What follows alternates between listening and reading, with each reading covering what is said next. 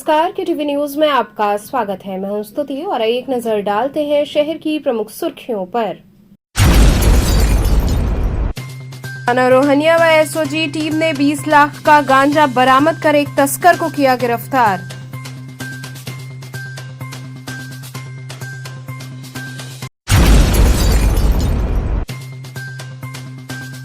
चितईपुर थाना अंतर्गत एक रिटायर्ड प्रोफेसर पर घर में घुसकर युवक ने किया हमला, आरोपी गिरफ्तार।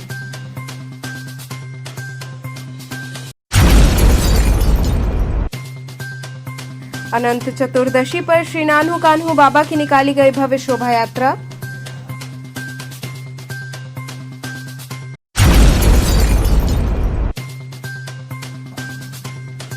और सपा राष्ट्रीय अध्यक्ष अखिलेश यादव की गाड़ियों पर 8 लाख का चालान, कार्यकर्ताओं ने जताया आक्रोश। और अब खबरें विस्तार से। थाना रोहनिया व एसओजी टीम ने 20 लाख का गांजा बरामद कर एक तस्कर को गिरफ्तार किया। पुलिस कमिश्नरेट वाराणसी के ऑपरेशन चक्रव्यूह के तहत थाना रोहनिया और एसओजी टीम ने संयुक्त अभियान चलाकर एक बड़ी सफलता हासिल की है। पुलिस ने करीब 1 क्विंटल अवैध गांजा बरामद करते हुए एक तस्कर को गिरफ्तार किया है। बरामद नशीले पदार्थ की अंतर्राष्ट्रीय बाजार में कीमत लगभग 20 लाख रुपया की गई है। पुलिस उपायुक्त वरुण आजोन के निर्देशन और एसीपी रोहनिया के नेतृत्व में हुई इस कार्रवाई में शुक्रवार रात शिवा हॉस्पिटल के पास एक डीसीएम वाहन को रोककर तलाशी ली गई। वाहन में विशेष कैविटी लगाकर गांजे के 26 पैकेट छुपाए गए थे। गिरफ्तार आरोपी की पहचान संजय कुमार दुबे निवासी ग्राम हथडिया थाना दावद जिला रोहतास बिहार के रूप में हुई है।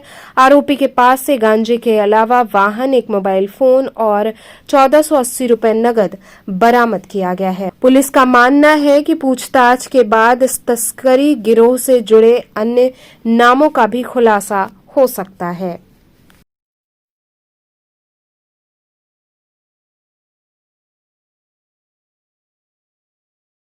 थाना रोहनिया और एसओजी टीम के जॉइंट कार्रवाई में एक जो गांजा तस्कर इसको पकड़ा गया है।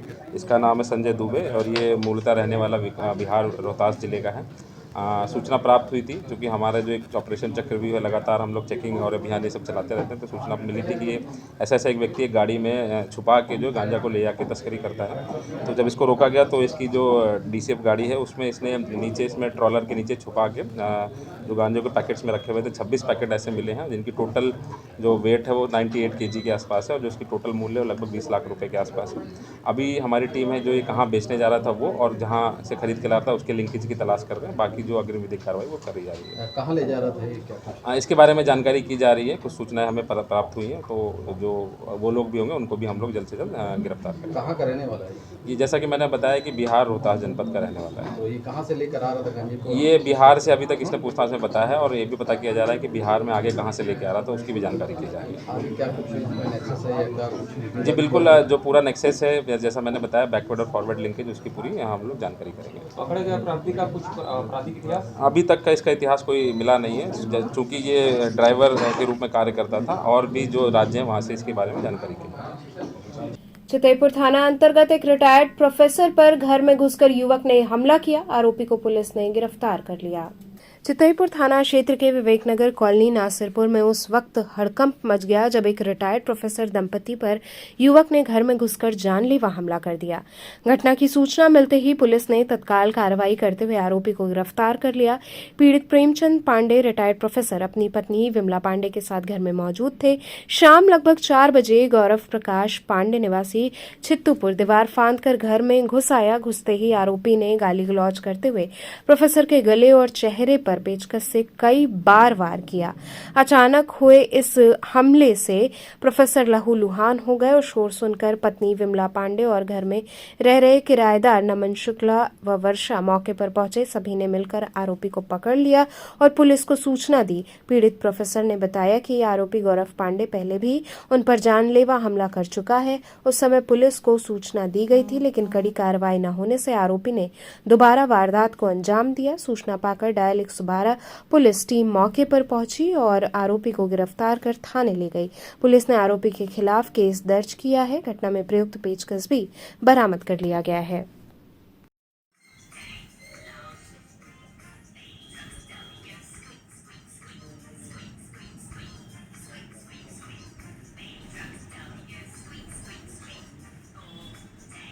पहले बेल बजा दो।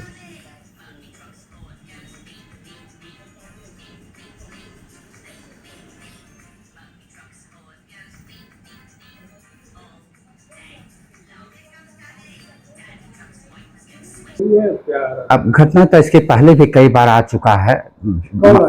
वही जो लड़का गौरव प्रकाश पांडे करके है, कहाँ के रहने ये वाले? छित्तूपुर के रहने वाले हैं। पहले से आपके परिचित रहे थे आइए? अब पहले से परिचित मतलब इनके पिताजी हमारे मतलब परिचित थे ऐजल में, और उन्हीं के कहने पर हम इसे हैदराबाद में रखे थे अपने लड़के पास, वहाँ रहा, वहाँ से परिचित। इनके पिताजी आपको कैसे परिचित हुए?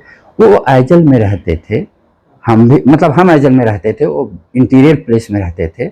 बनारस के नाते हम लोगों से परिचय हुआ, हम उनकी मदद के एक दूसरे संपर्क में, भाई चलिए अपने गांव भर के रहने वाले हैं। सर्विस साथ में? हाँ सर्विस मतलब वहाँ पर यानी लड़के काफी पहले से आप जानते थे? लड़के क्या, लड़कों को हम इंजीनियर सिर्फ दिलवाए थे, वो लोग चार भाई, चारों भाइयों को हम इंजीनियर सिर्फ दिलवाए थे। लड़का इंजीनियरिंग किया हुआ? हाँ इंजीनियरिंग किया हुआ, हमने सिर्फ दिलवाए थे। तो क्या घटना घटित हुई और इसके पीछे क्या रहा?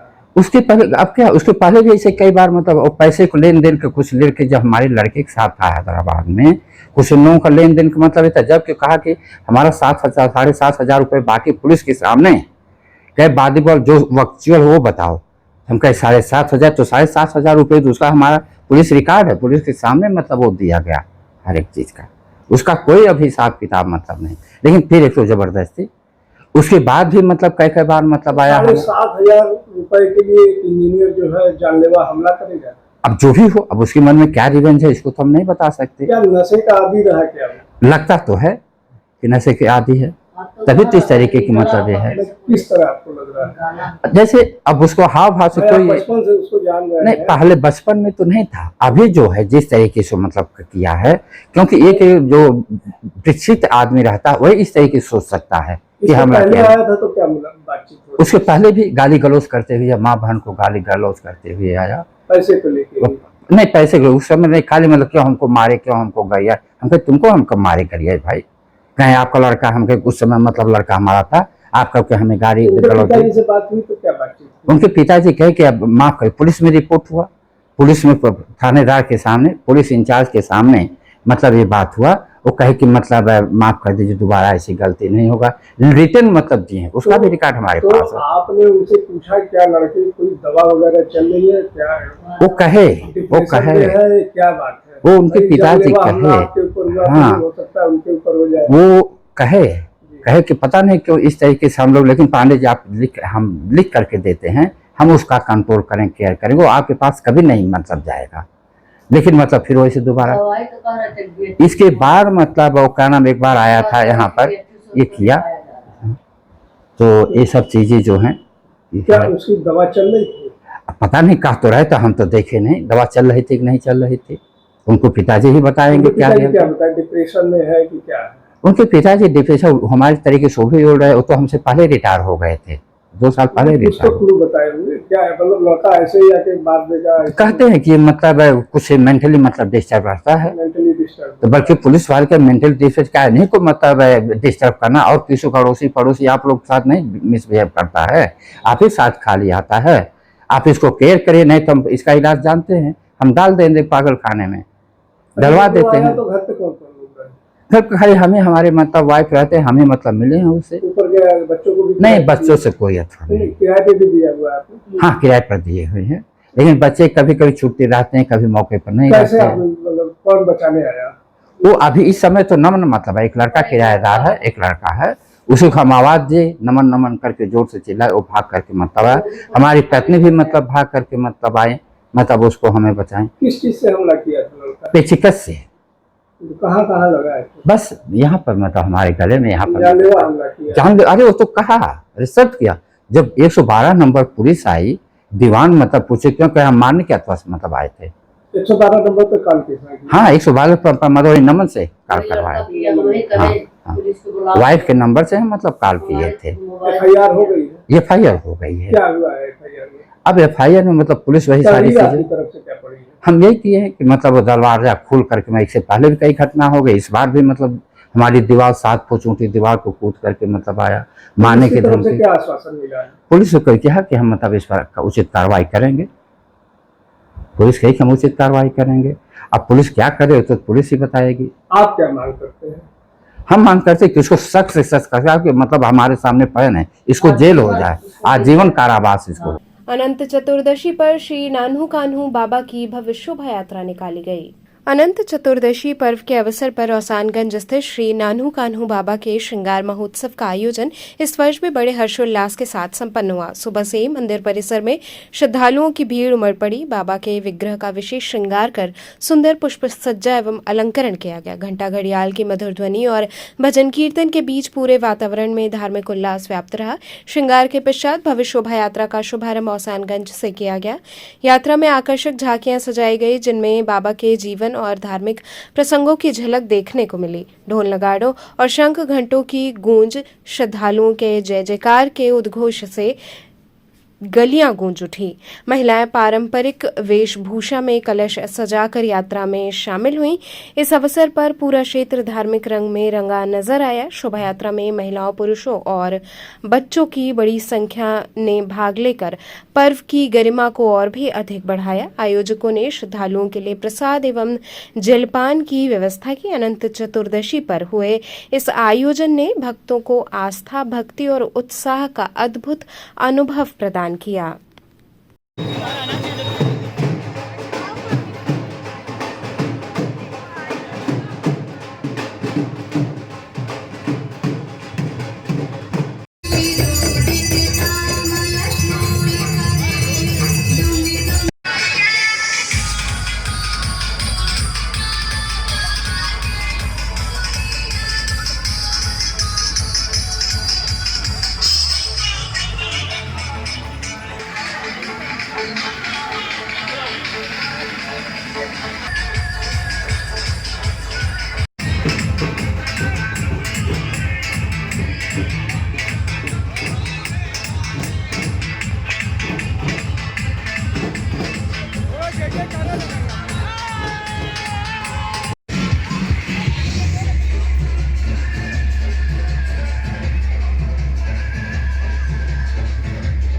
किस तरह का श्रृंगार बाबा का है? ये हर वर्ष की भांति इस वर्ष भी अनंत चतुर्दशी के दिन श्री नानू कानू बीर बाबा जो औसानगंज के डी हैं, उनका हर वर्ष इसी तरह हरियारी श्रृंगार, शोभा यात्रा तथा भंडारा एवं जागरण का कार्यक्रम का आयोजन नवयुवक समिति द्वारा आयोजित किया जाता है।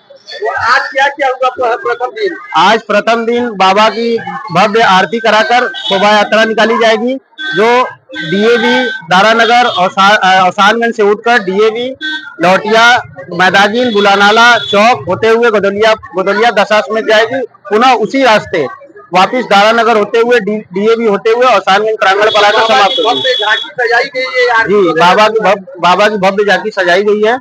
समापन कैसे करेंगे इस कार्यक्रम का? इस कार्यक्रम का समापन हम लोग दशाश्वमेध जाएंगे, वहाँ से जल अर्पित कर बाबा को जल अर्पित करेंगे। फिर उसके बाद बाबा का प्रोग्राम 3 दिवसीय प्रोग्राम है। 6 तारीख को बाबा का श्रृंगार है, 9 को बाबा का भव्य भंडारा है, 10 को बाबा का भव्य झांकी जागरण है। क्या संदेश ये क्षेत्रीय कार्यक्रम है। क्षेत्र के लोगों से मैं आह्वान करना चाहता हूँ कि इस कार्यक्रम में अधिक से अधिक संख्या में उपस्थित हो तथा बाबा के आशीर्वाद पावे, पुण्य के भागी बने। सपा राष्ट्रीय अध्यक्ष अखिलेश यादव की गाड़ियों पर 8 लाख का चालान को लेकर कार्यकर्ताओं ने आक्रोश जताया।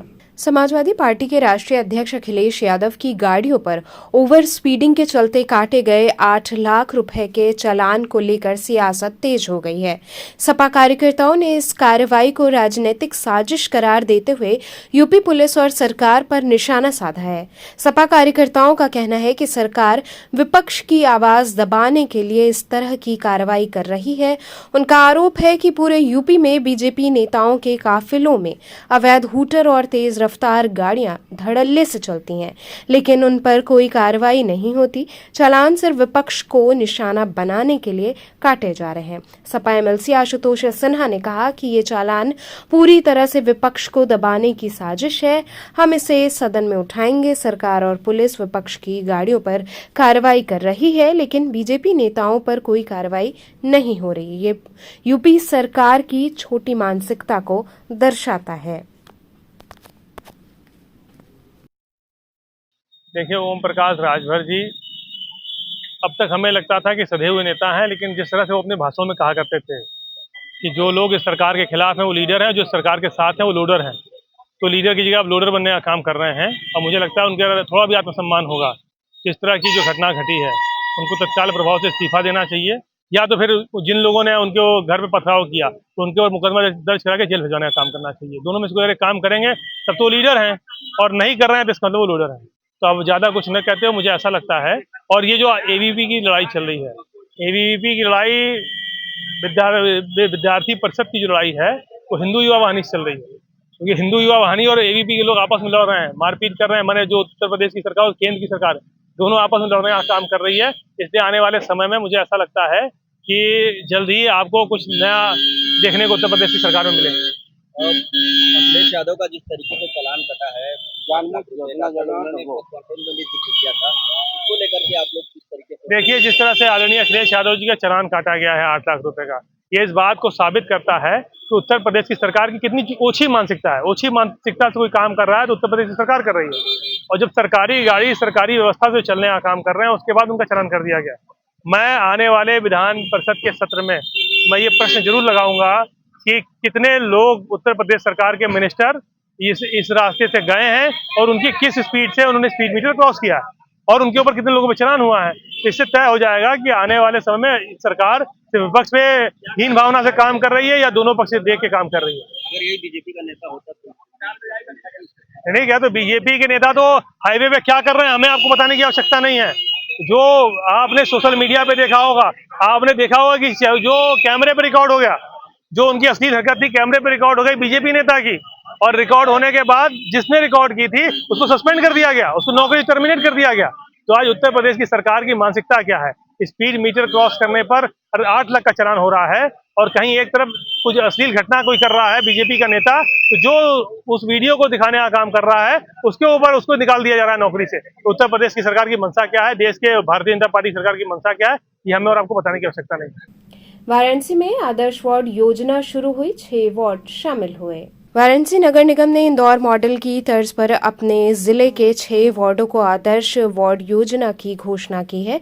इस योजना का उद्देश्य शहर में स्वच्छता, बेहतर नागरिक सुविधाएं, व्यवस्थित यातायात प्रबंधन और स्थानीय विकास को सुनिश्चित करना है।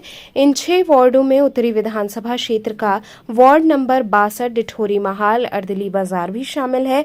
केटीवी चैनल की टीम ने वार्ड 62 में जाकर स्थानीय नागरिकों से बातचीत की। लोगों ने कहा कि ये पहल क्षेत्र के विकास और सफाई के स्तर को बेहतर बनाएगी। कई नागरिकों ने उम्मीद जताई कि आदर्श वार्ड बनने से न केवल सार्वजनिक स्थानों की सफाई में सुधार होगा, बल्कि यातायात व्यवस्था, पार्कों और अन्य नागरिक सुविधाओं का भी बेहतर प्रबंधन होगा। वार्ड पार्षद विनय सादेजा ने चैनल से बातचीत में कहा कि आदर्श वार्ड बनने की प्रक्रिया में पार्षद और नागरिकों को मिलकर काम करना होगा। उन्होंने बताया कि नगर निगम जल्द ही विशेष सफाई अभियान, पौधरोपण, सड़क मरम्मत और अन्य विकास कार्यों को शुरू करेगा।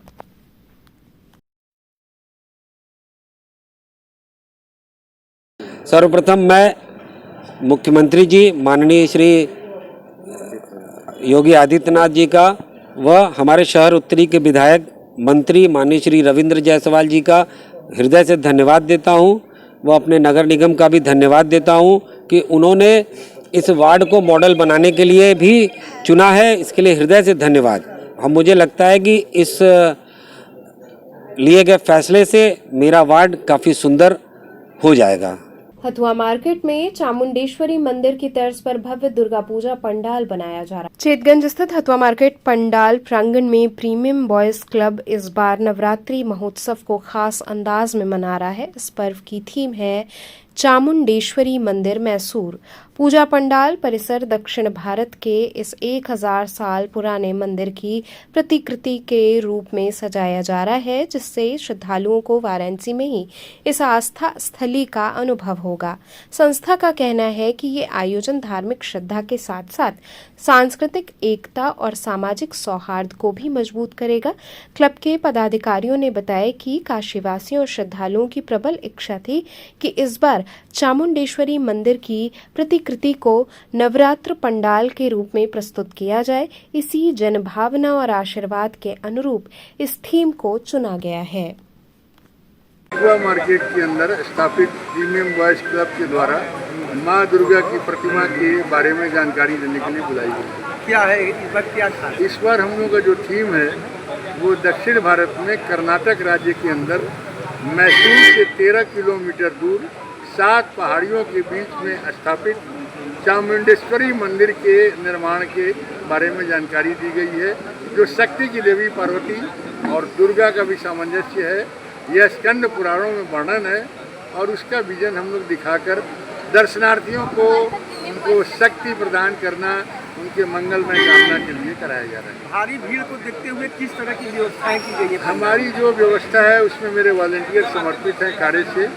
हम लोग सीसी कैमरा, फायर सेफ्टी, पानी, फर्स्ट एड बॉक्स और वॉलंटियर्स बालू, ये सारे लोग लगे हुए हैं। लेकिन साथ ही साथ मैं आप लोग सभी लोगों से निवेदन कर रहा हूँ कि जो बैरिकेटिंग लोहराबीर से अगर हथुआ मार्केट और चेतगंज से अगर हथुआ मार्केट दोनों साइड से 5 बैरिकेटिंग हो जाती तो दर्शनार्थियों को सुगम दर्शन होने और वीआईपीओं को आने और दर्शन करने में दिक्कत नहीं होता।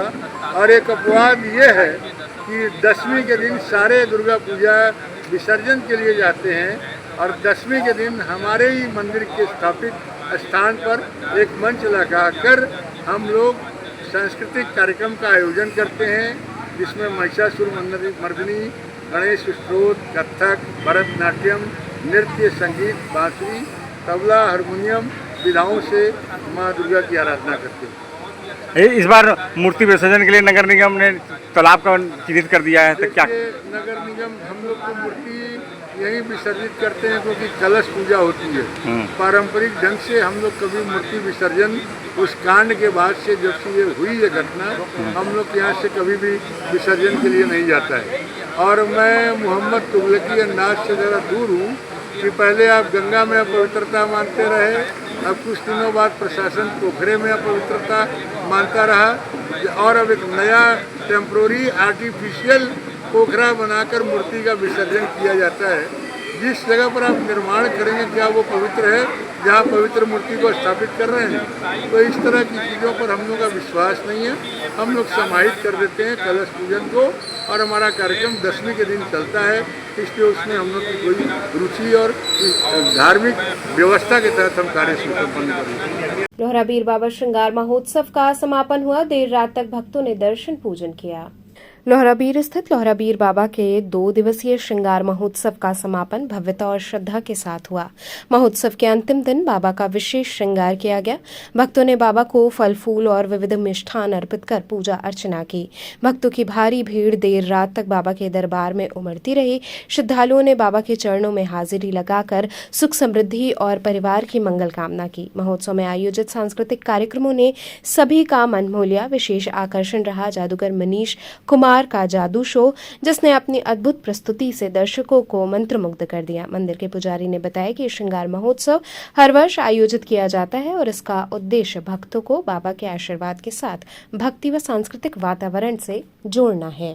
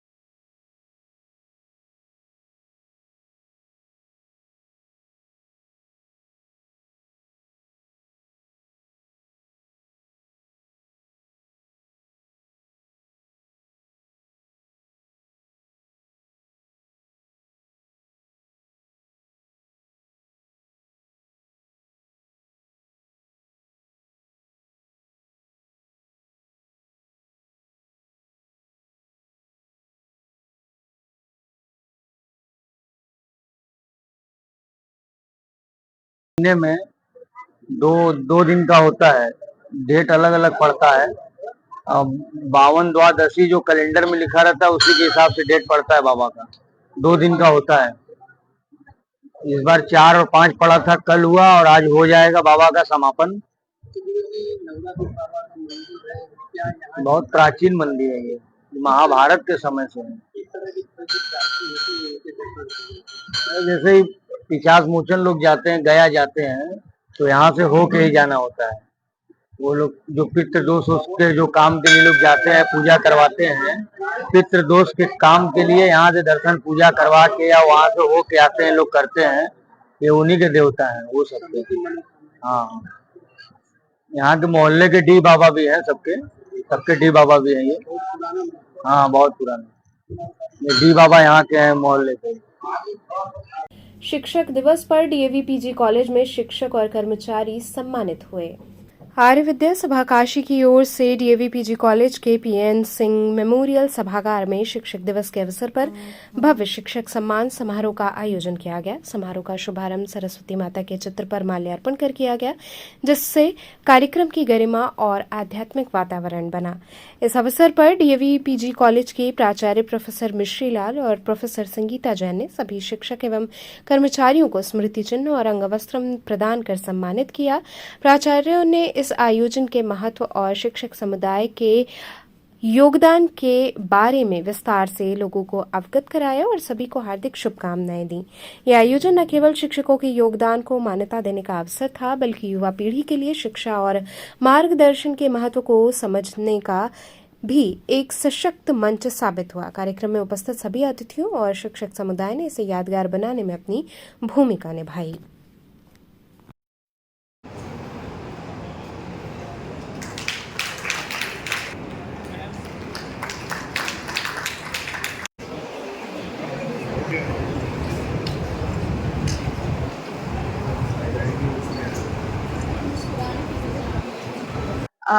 टीचर्स डे का सेलिब्रेशन हो रहा है, जिसे आर्य विद्या सभा काशी की ओर से ऑर्गेनाइज किया गया है। आर्य विद्या सभा काशी वो संस्था है जो DAV PG college, DAV inter college और नित्यानंद वेद विद्यालय को चलाती है। इसी संस्था की तरफ से जितने भी टीचर्स हैं और स्टाफ हैं जो हार्ड वर्किंग है, डेडिकेटेड है इंस्टीट्यूशन के प्रति, उनको सम्मानित किया गया है, सर्टिफिकेट दिया गया है, मेमेंटो दिया गया है। इसके याद में इस कार्यक्रम को आप लोग करती है क्या? डॉक्टर सर्वपल्ली राधाकृष्णन, जो उनकी याद में हम लोग ये कार्यक्रम करते हैं।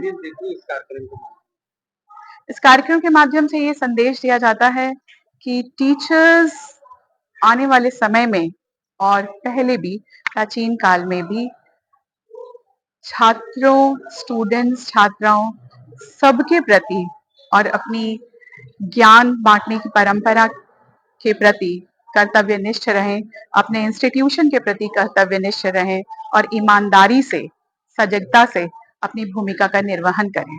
जश्न ईद मिलादुन नबी पर अंजुमनों ने मोहब्बत और अमन का संदेश पेश किया। दालमंडी स्थित कटरा असगर मार्केट में जश्न ईद मिलादुन नबी का भव्य आयोजन किया गया। कार्यक्रम की जानकारी देते हुए शकील अहमद जादूगर ने बताया कि अंजुमन द्वारा बेहतरीन सजावट की गई और तमाम अंजुमनों ने अपने अपने कलाम पेश किए। मंच पर चयनित अंजुमनों को सम्मानित और पुरस्कृत किया गया। इस मौके पर बच्चों ने भी कलाम पढ़े और उन्हें प्रोत्साहन स्वरूप पुरस्कार दिया गया। शकील अहमद जादूगर ने कहा कि नबी मोहम्मद ने पूरी इंसानियत को संदेश दिया था कि जिस मुल्क में रहो उससे मोहब्बत करो, यही उनका पैगाम है। उन्होंने कहा कि हमारे नबी की पैदाइश को लगभग 1500 वर्ष पूरे हो गए, लेकिन उनकी सीख आज भी प्रासंगिक है। वाराणसी के 10 प्रमुख अंजुमनों ने इस अवसर पर अपनी पेशकश दी।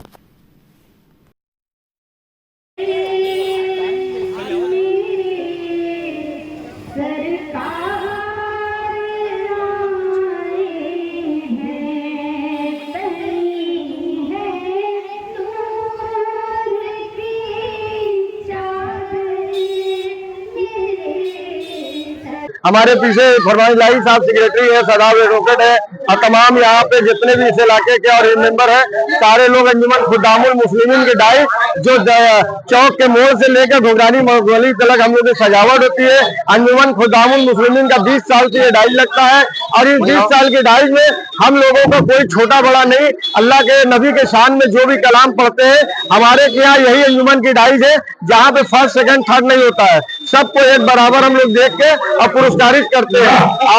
आज हम लोगों ने जिस तरीके से हमारे नबी ने कहा था कि जिस मुल्क में रहो उस मुल्क की वफादारी करो। आज हिंदुस्तान के अंदर जिस तरीके से भारत सरकार के और जिस तरीके से प्रशासन ने रख के और इस जश्न ईद मिलादुल नबी का जो जुलूस पास कराया, आपने तारीफ की बात है कि 4 सितंबर और 5 सितंबर को वाराणसी का प्रशासन ने जिस मुस्तैदी से गंगा जमनी तहजीब का शहर बनारस में हिंदू मुस्लिम ने मिलकर यहाँ पे लोगों ने चौक से ही पास कराया, बाग फाटक से ही पास कराया, ये अपने आप में एक काबिल तारीफ की बात है। मैं जिला प्रशासन को भी तारीफ करते हैं, तमाम हमारे हिंदू भाइयों को भी दाद देते हैं, क्योंकि पूरा जो हमारा जश्न ईद मिलादुल नबी का तमाम जुलूस दिखा सब हिंदू बहुल क्षेत्र से होता हुआ गया और सब लोगों ने खड़ा होके और 1500 साल आज हमारे मोहम्मद साहब की यौम पैदाइश को हो गया, यही हम लोग खुशी मनाएं। और आज हम लोगों ने तमाम जगह लंगर बांटा गया, तमाम जगह छोटे बच्चे ने पढ़ा, महिलाओं ने पढ़ा और लड़कियों ने पढ़ा, ये तमाम लोगों ने नबी के शान में अपना बेहतरीन कलम पढ़ा। यही हमारे देश की गंगा जमनी तहजीब का देश हिंदुस्तान है, जो हमारे प्रशासन ने लग के जिस तरीके से पास करा, इंशाल्लाह समझ लीजिए कि पूरा बाराफात आज 12 तारीख है, 1 घंटे के बाद समाप्त हो जाएगा। तो चलते चलते पुनः एक नजर डालते हैं शहर की प्रमुख सुर्खियों पर। थाना रोहनिया व एसओजी टीम ने 20 लाख का गांजा बरामद कर एक तस्कर को किया गिरफ्तार।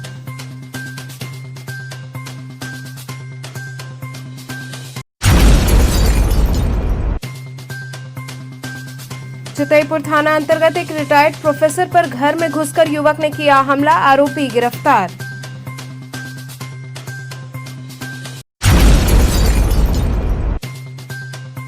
अनंत चतुर्दशी पर श्री नानू कान्हू बाबा की निकाली गई भव्य शोभा यात्रा।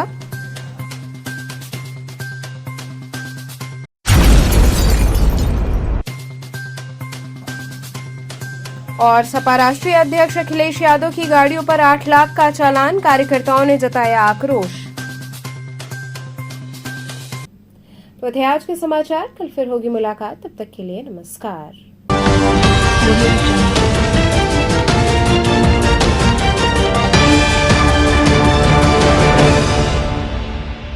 खबरों से जुड़े रहने के लिए हमारे चैनल KTV वाराणसी को सब्सक्राइब करें और लेटेस्ट अपडेट्स के लिए बेल आइकन को प्रेस करें।